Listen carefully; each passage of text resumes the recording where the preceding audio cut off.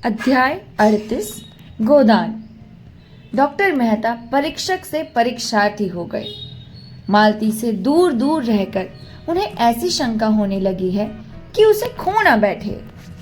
कई महीनों से मालती उनके पास ना आई थी और जब वह विकल होकर उसके घर गए तो मुलाकात ना हुई। जिन दिनों रुद्रपाल और सरोज का प्रेम कांड चलता रहा तब तो मालती उनकी सलाह लेने प्राय एक दो बार रोज आती थी, पर जब से दोनों इंग्लैंड चले गए उनका आना जाना बंद हो गया। घर पर भी मुश्किल से मिलती। ऐसा मालूम होता था जैसे वह उनसे बचती है, जैसे बलपूर्वक अपने मन को उनकी ओर से हटा लेना चाहती है। जिस पुस्तक में वह इन दिनों लगे हुए थे वह आगे बढ़ने से इनकार कर रही थी, जैसे उनका मनोयोग लुप्त हो गया हो। गृह प्रबंध में तो वह कभी बहुत शुकुल न थे। सब मिलाकर 1000 रुपए से अधिक महीने में कमा लेते थे, मगर बचत एक धेले की बिना होती थी। रोटी दाल खाने के सिवाय और कुछ हाथ न लगता था। तकल्लुफ अगर कुछ था तो उनकी कार थी, जिसे वह खुद ड्राइव करते थे। कुछ रुपए किताबों में उड़ जाते थे, कुछ चंदों में, कुछ गरीब छात्रों की परवरिश में और अपने बाग की सजावट में, जिससे उन्हें इश्क सा था। तरह तरह के पौधे और वनस्पतियां विदेशों से महंगे दामों में मंगाना, उनको पालना, यही उनका मानसिक चटोरापन था, या इसे दिमागी अय्याशी कहे। मगर इधर कई महीनों से उस बगीचे की ओर वह विरक्त से हो रहे थे और घर का इंतजाम और भी बदतर हो गया था। खाते 2 फुलके और खर्च हो जाते 100 से ऊपर। अचकन पुरानी हो गई थी, मगर इसी पर उन्होंने कड़ाके का जाड़ा काट दिया। नई अचकन सलवाने की तौफीक ना हुई। कभी कभी बिना घी की दाल खाकर उठना पड़ता। कब घी का कनस्तर मंगाया था इसकी उन्हें याद ही ना थी। और महाराज से पूछे भी तो कैसे? वह समझेगा कि उस पर अविश्वास किया जा रहा है।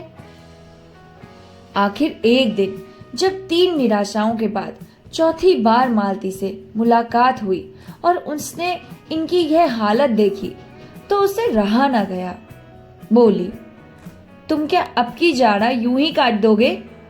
वह अचकन पहनते तुम्हें शर्म नहीं आती?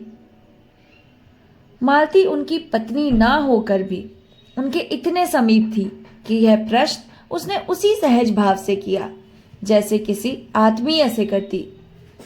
मेहता ने बिना झेपते हुए कहा, क्या करूं मालती, पैसा तो बचता ही नहीं। मालती को अचरज हुआ।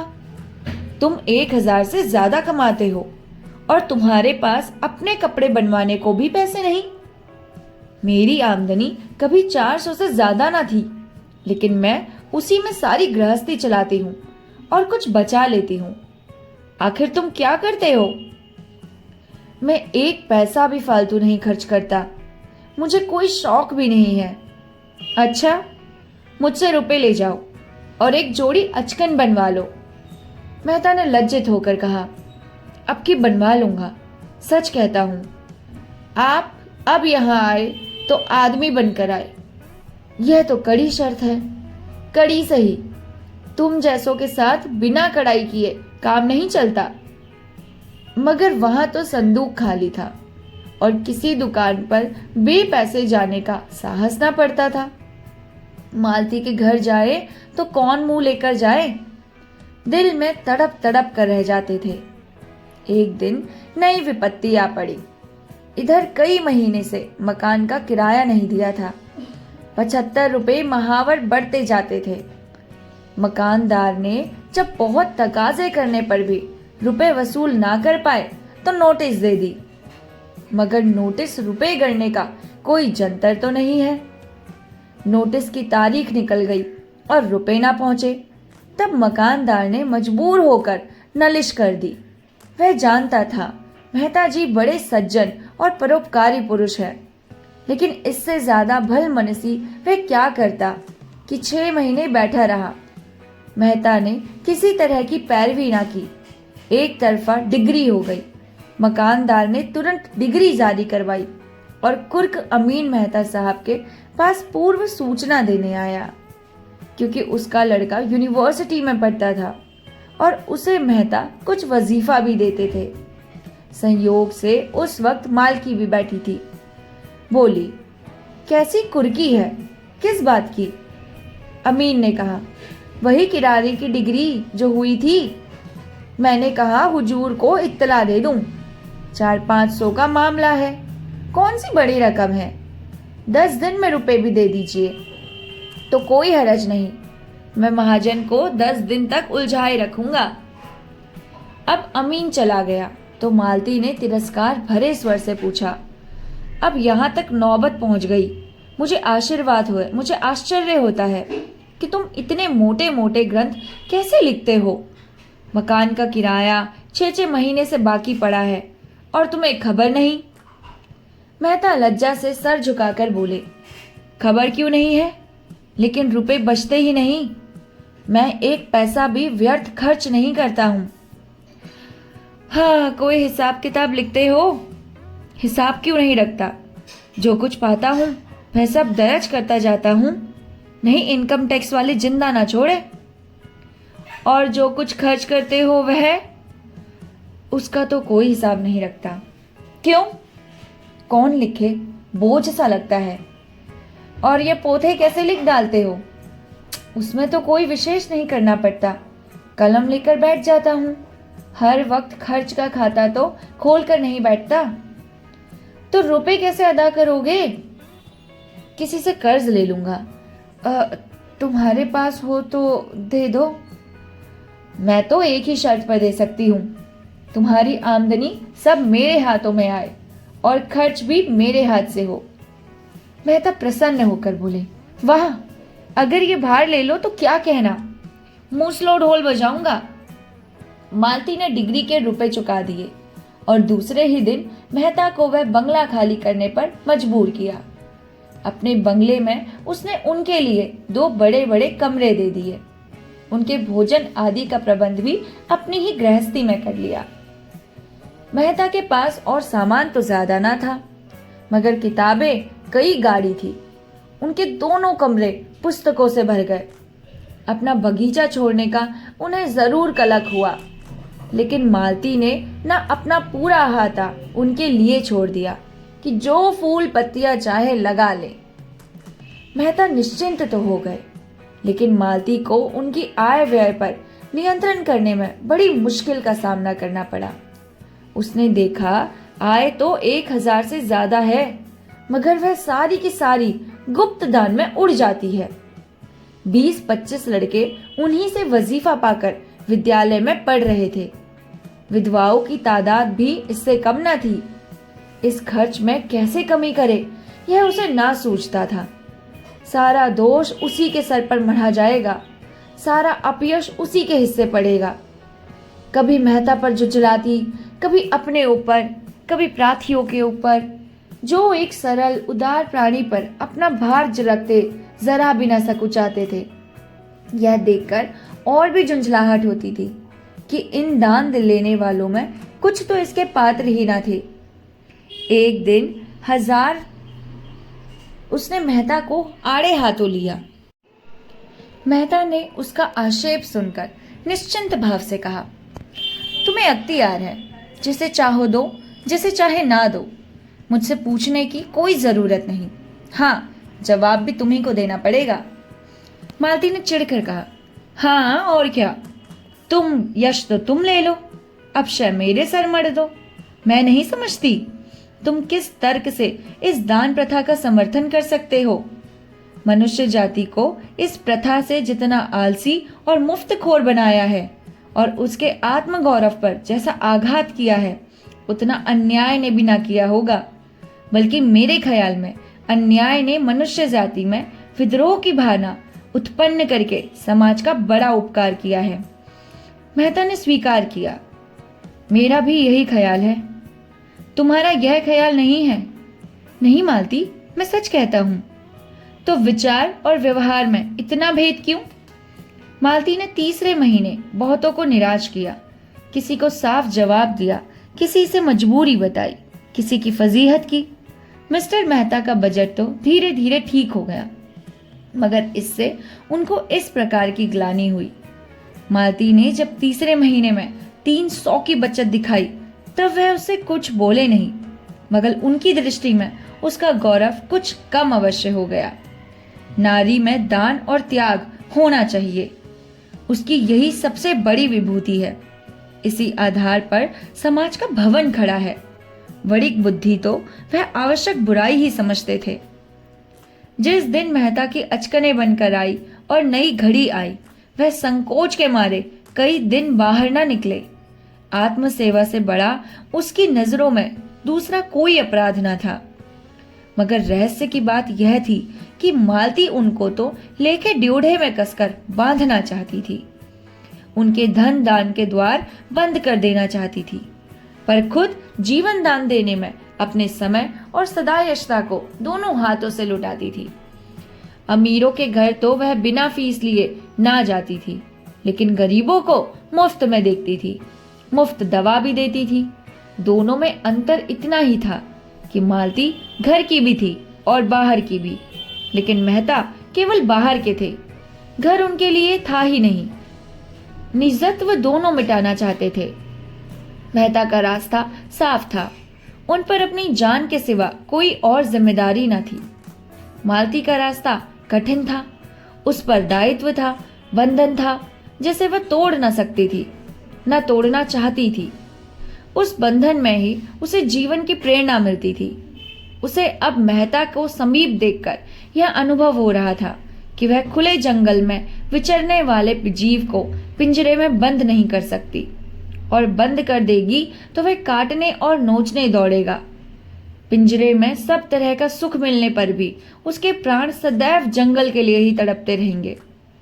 मेहता के लिए घर बारी दुनिया एक अनजानी दुनिया थी, जिसकी रीति नीति से वह परिचित न थे। उन्होंने संसार को बाहर से देखा था, उसे मक्र और फरेब से भरा हुआ समझते थे। जिधर देखते थे उधर ही बुराइयां नजर आती थी, मगर समाज में जब गहराई में जाकर देखा तो उन्हें मालूम हुआ कि इन बुराइयों के नीचे त्याग भी है, प्रेम भी है, साहस भी है, धैर्य भी है। मगर यह भी देखा कि वह विभूतियां हैं तो जरूर, पर दुर्लभ है। और इस शंका और संदेह में जब मालती का अंधकार से निकला हुआ देवी रूप उन्हें नजर आया, तब वह उसकी ओर उतावलेपन के साथ सारा धैर्य खोकर और चाहा कि उसे ऐसे जतन से छिपा कर रखे कि किसी दूसरे की आंख भी उस पर न पड़े। यह ध्यान न रहा कि यह मोह ही विनाश की जड़ है। प्रेम जैसी निर्मम वस्तु क्या भय से बांधकर रखी जा सकती है? वह तो पूरा विश्वास चाहती है, पूरी स्वाधीनता चाहती है, पूरी जिम्मेदारी चाहती है। उसके पलवित होने की शक्ति उसके अंदर है। उसे प्रकाश और क्षेत्र मिलना चाहिए। वह कोई दीवार नहीं है जिस पर ऊपर से ईंट रखी जाती है। उसमें तो प्राण है, फैलने की असीम शक्ति है। जब से मेहता इस बंगले में आए हैं, उन्हें मालती से कई दिन में कई बार मिलने का अवसर मिलता है। उनके मित्र समझते हैं यह उनके विवाह की तैयारी है, केवल रस्म अदा करने की देर है। मेहता भी यही स्वप्न देखते हैं। अगर मालती ने उन्हें सदा के लिए ठुकरा दिया होता तो क्यों उन पर इतना स्नेह रखती? शायद वह ये सोचने का अवसर दे रही है, और वह खूब सोचकर इसी निश्चय पर पहुंचे हैं कि मालती के बिना वह आधे हैं। वही उन्हें पूर्णता की ओर लेकर जा सकती है। बाहर से वह विलासिनी है, भीतर से वही मनोवृत्ति शक्ति का केंद्र है। मगर परिस्थिति बदल गई है। तब मालती प्यासी थी, अब मेहता प्यास से विकल है। और एक बार जवाब पा जाने के बाद उन्हें उस प्रश्न पर मालती से कुछ कहने का साहस नहीं होता। यद्यपि उनके मन में अब संदेह का लेश नहीं रहा। मालती को समीप से देखकर उसकी आकर्षण बढ़ता ही जाता है, और दूर से पुस्तक के जो अक्षर लिपे पुते लगते थे, समीप से वही स्पष्ट हो गए हैं। उनमें अर्थ है, संदेश है। इधर मालती ने अपने बाग के लिए गोबर को माली रख लिया। एक दिन वह किसी मरीज को देखकर आ रही थी कि रास्ते में पेट्रोल ना रहा। वह खुद ड्राइव कर रही थी। फिक्र हुई पेट्रोल कैसे आए। रात के 9 बज गए थे और माघ का जाड़ा पड़ रहा था। सड़कों पर सन्नाटा हो गया। कोई ऐसा आदमी नजर न आता था जो कार को ढकेल कर पेट्रोल की दुकान तक ले जाए। बार बार नौकर पर झुंझला रही थी, हरामखोर कहीं का, बेघर पड़ा रहता है। संयोग से गोबर उधर से आ निकला। मालती को खड़े देखकर उसने हालत समझ ली और गाड़ी को 2 फरलांग ठेल पर पेट्रोल की दुकान तक लाया। मालती ने प्रसन्न होकर पूछा, नौकरी करोगे? गोबर ने धन्यवाद के साथ स्वीकार किया। 15 रुपए वेतन तय हुआ। माली का काम उसे पसंद था। यही काम उसने किया था और उसमें मजा हुआ था। मिल की मजूरी में वेतन ज्यादा मिलता था, पर उस काम में उसे उलझन होती थी। दूसरे दिन से गोबर ने मालती के यहाँ काम करना शुरू कर दिया। उसे रहने को एक कोठरी भी मिल गई। जुनिया भी आ गई। मालती बाग में आती तो उसे जुनिया का बालक धूल मिट्टी में खेलता मिलता। एक दिन मालती ने उसे मिठाई दे दी। बच्चा उस दिन से परच गया। उसे देखते ही उसके पीछे लग जाता और जब तक मिठाई न लेता उसका पीछा न छोड़ता। एक दिन मालती बाग से आई तो बालक ना दिखा दिया। जुनिया ने पूछा तो मालूम हुआ बच्चों को ज्वर आ गया है। मालती ने घबरा कर कहा, ज्वर आ गया तो मेरे पास क्यों नहीं लाई? चल देखूं। बालक खटोले पर ज्वर में अचेत पड़ा था।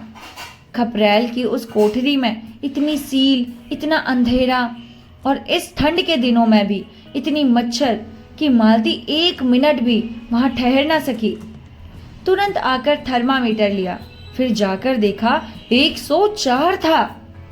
मालती को भय हुआ, कहीं चेचक तो नहीं। बच्चे को अभी तक टीका नहीं लगा था और अगर इसी सीली कठोरी कोठरी में रहा तो भय था कि कहीं ज्वर और न बढ़ जाए। सहसा बालक ने आंख खोल दी और मालती को खड़ी पाकर करुण नेत्रों से उसकी ओर देखा और उसकी गोद के लिए हाथ फैलाए। मालती ने उसे गोद में उठा लिया और थपकियां देने लगी। बालक मालती के गोद में आकर जैसे किसी बड़े सुख का अनुभव करने लगा। अपनी जलती हुई उंगलियों से उसके गले की मोतियों की माला पकड़कर अपनी ओर खींचने लगा। मालती ने नेकलेस उतारकर उसके गले में डाल दी। बालक की स्वार्थी प्रकृति इस दिशा में भी सजग थी। नेकलेस पाकर अब उसे मालती की गोद में रहने की कोई जरूरत न थी। यहाँ उसके छिन जाने का भय था। जुनिया की गोद इस समय ज्यादा सुरक्षित थी। मालती ने खिले हुए मन से कहा, बड़ा चालाक है, चीज लेकर कैसे भागा? जुनिया ने कहा, दे दो बेटा, मेम साहब का है। बालक ने हार को दोनों हाथों से पकड़ लिया और मां की ओर रोष से देखा। मालती बोली, तुम पहने रहो बच्चा, मैं मांगती नहीं हूं। उसी वक्त बंगले में आकर उसने अपना बैठक का कमरा खाली कर दिया और उसी वक्त जुनिया एक नए कमरे में डट गई। मंगल ने उस स्वर्ग को कौतूहल भरी आंखों से देखा। छत में पंखा था, रंगीन बल्ब थे, दीवारों पर तस्वीरें थी। देर तक उन चीजों को टकटकी लगाए देखता रहा। मालती ने बड़े प्यार से पुकारा, मंगल। मंगल ने मुस्कुराकर उसकी ओर देखा, जैसे कह रहा हो, आज तो हंसा नहीं जाता मेम साहब। क्या करूं, आपसे कुछ हो सके तो कीजिए। मालती ने जुनिया को बहुत सी बातें समझाई और चलते चलते पूछा, तेरे घर में कोई दूसरी औरत हो तो गोबर से कह दे, 2-4 दिन के लिए बुला लावे। मुझे चेचक का डर है। कितनी दूर है तेरा घर? जुनिया ने अपने गांव का नाम और पता बताया। अंदाज से 18-20 कोस होगा। मालती को बेलारी याद था। बोली, वही गांव तो नहीं जिसके पश्चिम तरफ 8 मील पर नदी है? हाँ मेम साहब, वही गांव है। आपको कैसे मालूम? हम एक बार उस गांव में गए थे, होरी के घर ठहरे थे। तू उसे जानती है? वह तो मेरे ससुर है मेम साहब। मेरी सास भी मिली होंगी आपको। हाँ हाँ, बड़ी समझदार औरत मालूम होती थी। मुझसे खूब बातें करती रही। तो गोबर को भेज दे, अपनी माँ को बुला लावे। वह उन्हें बुलाने नहीं जाएंगे। क्यों? कुछ ऐसा कारण है। जुनिया को अपने घर का चौका बर्तन, झाड़ू बुहारू, रोटी पानी सभी कुछ करना पड़ता था। दिन को तो दोनों चना चबेना खाकर रह जाते। रात को जब मालती आ जाती तो जुनिया अपना खाना पकाती और मालती बच्चे के पास बैठती। वह बार बार चाहती कि बच्चे के पास बैठे, लेकिन मालती उसे आने ना देती। रात को बच्चे का ज्वर तेज हो जाता और वह बेचैन होकर दोनों हाथ ऊपर उठा लेती। मालती उसे गोद में लेकर घंटों कमरे में टहलती। चौथे दिन उसे चेचक निकल आई। मालती ने सारे घर को टीका लगाया, खुद टीका लगवाया, मेहता को भी लगाया। गोबर, झुनिया, महाराज कोई ना बचा। पहले दिन तो दाने छोटे थे और अलग अलग थे, जान पड़ता था छोटी माता है। दूसरे दिन जैसे खिल उठे और अंगूर के दाने के बराबर हो गए। फिर कई कई दाने मिलकर बड़े बड़े आंवले जैसे हो गए। मंगल जलन और खुजली और पीड़ा से बेचैन होकर करुण स्वर में कराहता और दीन असहाय नेत्रों से मालती की ओर देखता। उसका कराहना भी प्रौढ़ों का सा था और दृष्टि में भी प्रौढ़ता थी, जैसे वे एकाएक जवान हो गया हो। इस असहाय वेदना ने मानो उसके अबोध शिशुपन को मिटा डाला हो। उसकी शिशु बुद्धि मानो सज्ञान होकर समझ रही थी कि मालती के ही जतन से वह अच्छा हो सकता है। मालती जो ही किसी काम से चली जाती वह रोने लगता। मालती के आते ही चुप हो जाता। रात को उसकी बेचैनी बढ़ जाती और मालती को हमेशा सारी रात बैठना पड़ता, मगर वह कभी ना झुंझलाती, ना चिढ़ती। हाँ, जुनिया पर उसे कभी कभी गुस्सा जरूर आता, क्योंकि वह अज्ञान के कारण जो ना करना चाहिए वह कर बैठती। गोबर और जुनिया दोनों की आस्था झाड़ फूक में अधिक थी। यही उसको कोई अवसर ना मिलता। उस पर जुनिया 2 बच्चों की मां होकर बच्चे का पालन करना ना जानती। मंगल दिख करता तो उसे डांटती कोसती। जरा सा भी अवकाश पाती तो जमीन पर सो जाती और सवेरे से पहले ना उठती। और गोबर तो उस कमरे में आते जैसे डरता था। मालती वहां बैठी है, कैसे जाए? जुनिया से बच्चे का हाल हवाल पूछ लेता और खाकर पड़ा रहता। उस चोट के बाद वह पूरा स्वस्थ ना हो पाया था। थोड़ा सा काम करके भी थक जाता था। उन दिनों जब जुनिया घास बेचती थी वह आराम से पड़ा रहता था। वह कुछ हरा हो गया था, मगर इधर कई महीने बोझ ढोने और चूना गारे का काम करने से उसकी दशा गिर गई थी। उस पर यहाँ काम बहुत था। सारे बाग को पानी निकालकर सींचना, क्यारियों को गोड़ना, घास छीलना, गायों को चारा पानी देना और दूहना। और जो मालिक इतना दयालु हो उसके काम में कामचोरी कैसे करे? यह एहसान उसे एक क्षण भी आराम से न बैठने देता। और जब मेहता खुद खुरपी लेकर घंटों बाग में काम करते हों तो कैसे आराम करे? वह खुद सूखता था पर बाग हरा हो रहा था। मिस्टर मेहता को भी बालक से स्नेह हो गया। एक दिन मालती ने उसे गोद में लेकर उसकी मूंछ उखड़वा दी थी। दुष्ट ने मूंछों को ऐसा पकड़ा था कि समूल ही उखाड़ लेगा। मेहता की आंखों में आंसू आ गए थे। मेहता ने बिगड़ कर कहा, बड़ा शैतान लौंडा है। मालती ने उन्हें डांटा था, तुम मूंछें साफ क्यों नहीं कर लेते? मेरी मूंछें मुझे प्राणों से भी प्रिय है। अब की पकड़ लेगा तो उखाड़ कर ही छोड़ेगा। तो मैं इसके कान उखाड़ लूंगा। मंगल को उनकी मूंछें उखाड़ने में कोई खास मजा आया था। वह खूब खिलखिलाकर हंसा था और मूंछों को और जोर से खींचा था। मगर मेहता को भी शायद मूंछें उखड़वाने में मजा आया था, क्योंकि वह प्राय 2-1 बार रोज उससे अपनी मूंछों की रस्सा कसी करा लेते थे। इधर जब से मंगल को चेचक निकल आई, मेहता को भी बड़ी चिंता हो गई। अक्सर कमरे में जाकर मंगल को व्यथित आंखों से देखा करते। उसके कष्टों की कल्पना करके उनका कोमल हृदय हिल जाता। उनके दौड़ धूप से वह अच्छा हो जाता तो पृथ्वी के उस छोर तक दौड़ लगाते। रुपए खर्च करने से अच्छा होता तो चाहे भीख मांगनी पड़ती। वह उसे अच्छा करके ही रहते, लेकिन यहाँ कोई बस न था। उसे छूते भी उनके हाथ कांपते थे, कहीं उसके अबले ना टूट जाए। मालती कहती, कोमल हाथों से ही उसे उठाती है, कंधे पर उठाकर कमरे में टहलती है और कितने स्नेह से उसे बहलाकर दूध पिलाती है। यह वात्सल्य मालती को उनकी दृष्टि में ना जाने कितना ऊंचा उठा देता है। मालती केवल रमणी नहीं है, माता भी है, और ऐसी वैसी माता नहीं, सच्चे अर्थों में देवी और माता, और जीवन देने वाली, जो पराये बालक को भी अपना समझ सकती है, जैसे उसने मातापन का सदैव संचय किया हो और आज दोनों हाथों से उसे लुटा रही हो। उसके अंग अंग से मातापन फूट पड़ता था, मानो यही उसके यथार्थ रूप हो। यह हाव भाव शौक श्रृंगार उसके मातापन के आवरण मात्र हो, जिसमें उस विभूति की रक्षा होती रहे। रात को 1 बज गया था। मंगल का रोना सुनकर मेहता चौंक पड़े। सोचा, बेचारी मालती आधी रात तक तो जागती रही होगी। इस वक्त उसे उठने में कितना कष्ट होगा। अगर द्वार खुला हो तो मैं ही बच्चों को चुप करा दूं। तुरंत उठकर उस कमरे के द्वार पर आए और शीशे से अंदर झांका। मालती बच्चों को गोद में लिए बैठी थी और बच्चा अनायास ही रो रहा था। शायद उसने कोई स्वप्न देखा था या कोई और वजह से डर गया। मालती चुमकारती थी, थपकती थी, तस्वीरें दिखाती थी, गोद में लेकर टहलती थी, पर बच्चा चुप होने का नाम न लेता था। मालती का यह अटूट वात्सल्य, यह अदम्य मातृ भाव देखकर उनकी आंखें सेजल हो गई। मन में ऐसा पुलक उठा कि अंदर जाकर मालती के चरणों को हृदय से लगा ले। अंतःस्थल से अनुराग में डूबे हुए शब्दों का एक समूह मचल पड़ा।